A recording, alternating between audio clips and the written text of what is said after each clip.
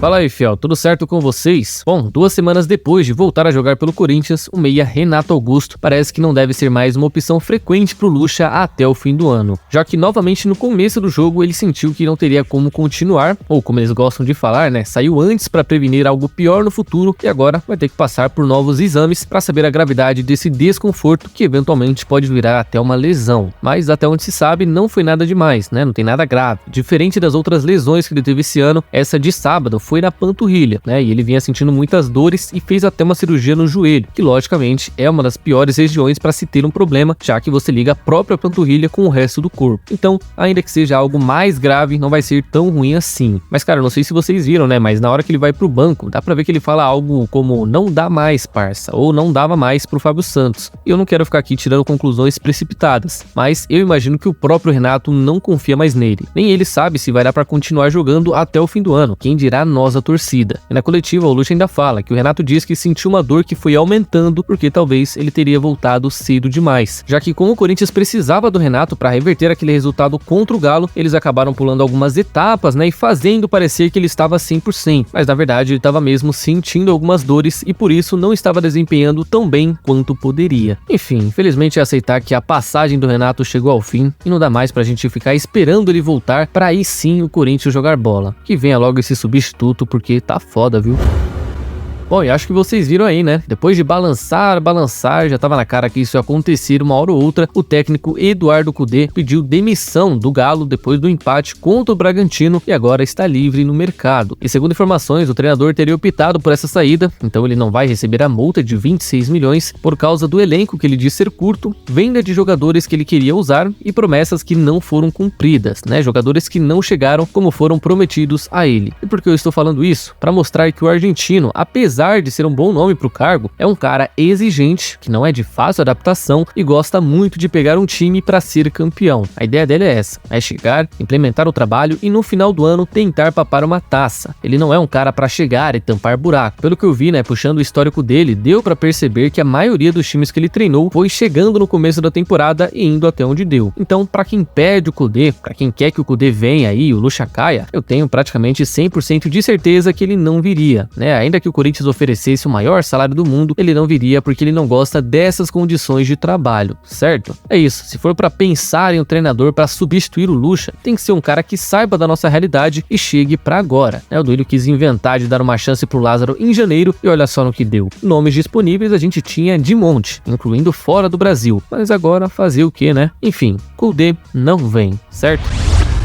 E por falar no Lucha, há 12 jogos no Corinthians, ele vem conseguindo se tornar o pior treinador que a gente já teve desde que retornou da Série B. Já é o treinador com o pior aproveitamento entre todos que a gente teve até aqui. São apenas 2 vitórias, 4 empates e 6 derrotas. Uma média de 27% de aproveitamento dos pontos. E detalhe, fiel, fora de casa a coisa fica ainda mais cabulosa, porque o Corinthians fez apenas um pontinho em 6 jogos. E o pior de tudo, não marcou nenhuma vez. Um 0-0 canalha contra o Argentino Júnior depois de um bom jogo contra o Flamengo. Então assim, o Lucha pode até não ser o maior problema disso tudo. E também nem tem como ser, né? Porque o que a gente tá vendo não é de hoje. Mas, evidentemente, ele tem muita participação nessa brincadeira toda e com certeza não é um nome de confiança para terminar o ano. E é aquilo, fiel, eu vejo o Lucha como um cara muito inteligente, manja muito de futebol, sabe ler o jogo como ninguém, mas infelizmente ele não consegue aplicar nada disso no coletivo. Ele não consegue implementar um sistema de jogo onde o time tem a cara dele e isso vem acontecendo desde o começo da última década. São poucos os trabalhos que ele conseguiu se alinhar com o time e obter resultados. Na maioria das vezes que ele foi demitido de um time, a única coisa que é ressaltado aí pela imprensa ou pela torcida são os trabalhos individuais que ele fez aí com alguns atletas. Até como ele mesmo gosta de citar, que foi ele que descobriu o Danilo, Patrick de Paulo, Gabriel Menino e agora está fazendo aí o mesmo com o Biro e o Juan Oliveira. Então assim, fiel, se essa é a maior e uma das poucas qualidades que ele ainda tem em seus trabalhos, me desculpa, mas ele não serve para ser um treinador. Arruma outra função para ele, de analista, coordenador, dirigente, auxiliar que seja, mas não dá para aceitar que ele continue num cargo onde o principal ele não consegue fazer. É isso, não é, hein, fiel? Pô, 27% com esse elenco é brincadeira, né? Perdendo pra América, empatando com o Cuiabá em casa, não tem condições, me desculpa.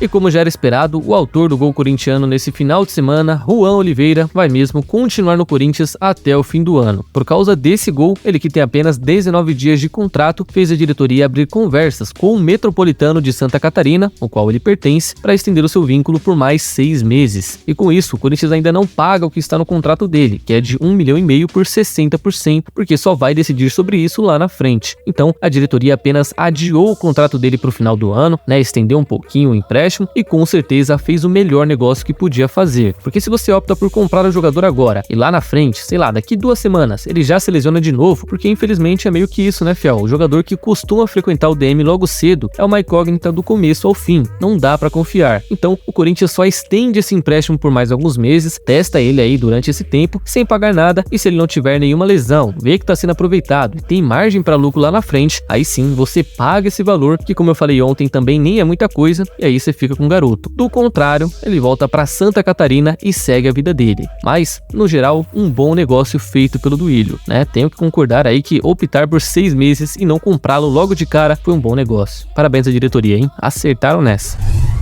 Precisando de um zagueiro, ao mesmo tempo que vai dar adeus para um no final desse mês, o Corinthians está vendo algumas movimentações interessantes no mercado e por conta dessa fase de urgência que a gente está vivendo, pode surpreender a torcida na próxima janela. E quem sabe essa movimentação não seja Júnior Alonso. Pois é, o paraguaio de 30 anos, convocado pela seleção para fazer esses amistosos, fez a sua última partida pelo Krasnodar da Rússia nessa semana e, segundo informações, já teria pedido para os seus agentes procurarem algumas equipes na América do Sul, porque ele veria com bons olhos essa volta ao continente. E lembrando, fiel, para quem não conhece o Júnior Alonso, ele é um zagueiro de 30 anos que saiu do Galo no início do ano passado por 8 milhões de dólares, com 133 jogos e 2 gols marcados. Mas, por outro lado, apesar de ser bem visto por uma ala do Parque São Jorge, por ser um zagueiro líder, daqueles que impõem respeito na posição, o Corinthians sabe que vai enfrentar uma concorrência pesada em cima dele, como por exemplo a do Flamengo. Já tem até notícias, que o São Paulo o teria pedido, e nessa altura do campeonato, fiel, entre ir para um time em ascensão e com chance de ser titular, ou um Corinthians que tá na merda e correndo o grande risco de passar o resto do ano no banco, já que ele é canhoto e eu não sei se ele seria tão melhor que o Murilo, eu não duvido nada que ele vai pra lá. Enfim, a oportunidade está aí, resta saber o que o Duílio vai fazer com ela.